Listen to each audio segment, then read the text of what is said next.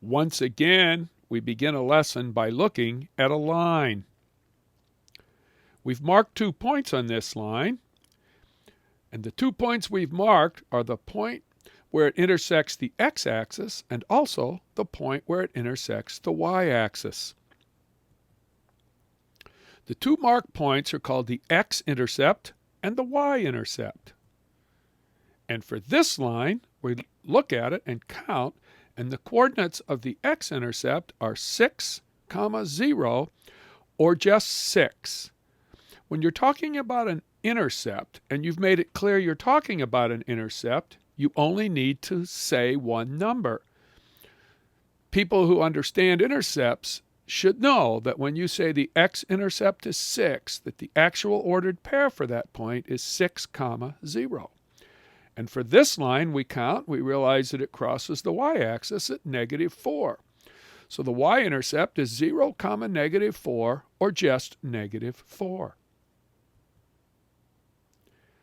Intercepts don't have to be integers. We examined this line, and it looks like the x-intercept is between 5 and 6, and the y-intercept is between 3 and 4. Now here is a vertical line. It has an x-intercept of -3, but it clearly does not have a y-intercept. It's parallel to the y-axis. Parallel lines never intersect. And of course, here's a horizontal line. It clearly crosses the y-axis, and we can count at 8, so the y-intercept is 8. But this horizontal line does not have an x-intercept because it's parallel to the x-axis. Finding intercepts sometimes can help graph an equation quickly. Here's one such equation. We can do some mental arithmetic to determine that if we let x equal 0, then we just do 3 times 4 to get 12. So if x is 0, y is 4. And if we let y be 0, then it's 2 times 6 to make 12. So if y is 0, x is 6. So for this equation, our 2 intercepts are 4 for the y-intercept and 6 for the x-intercept. We graph those, connect them, and we've got a quick graph of the line that goes with this equation, 2x plus 3y equals 12. And while we're at it, we can find the slope. From one to the other, it's 4 up and 6 to the left, which of course, since left is negative, is 4 over -6, and in lowest terms, our slope is -2/3. Here's another example. I'm sure many of you can do this mentally, but we're going to show the work because of the subtraction that's involved in this equation.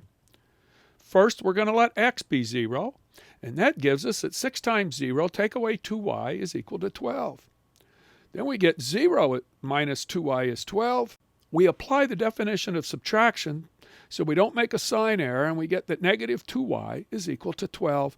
We divide both sides by -2, and we get y is -6.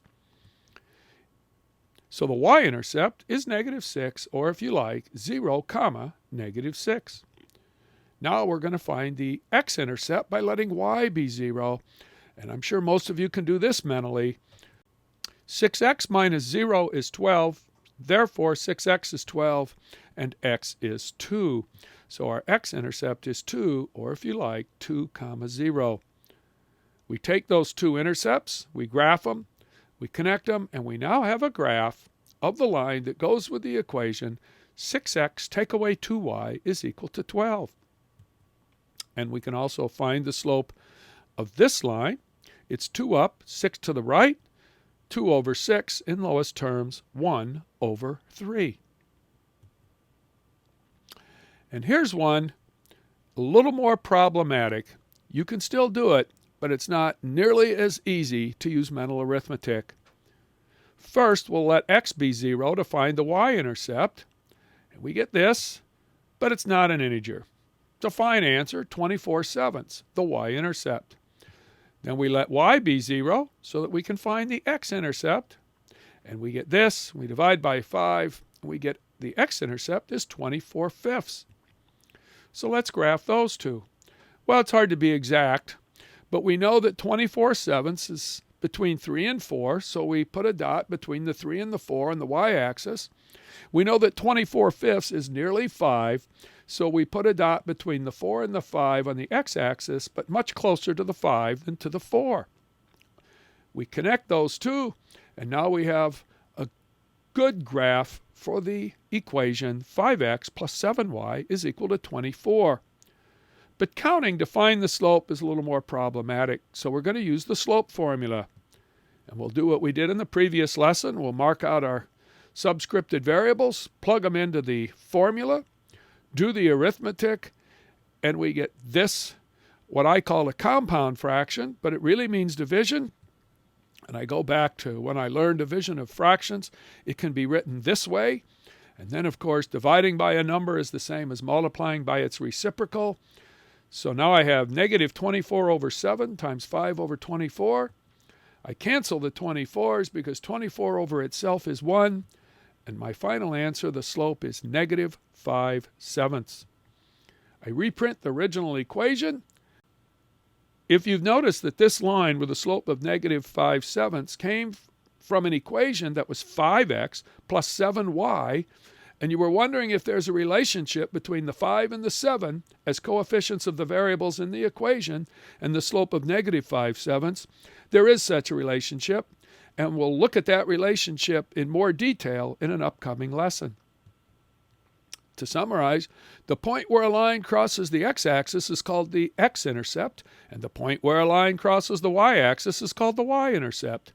Finding intercepts sometimes can help graph an equation quickly.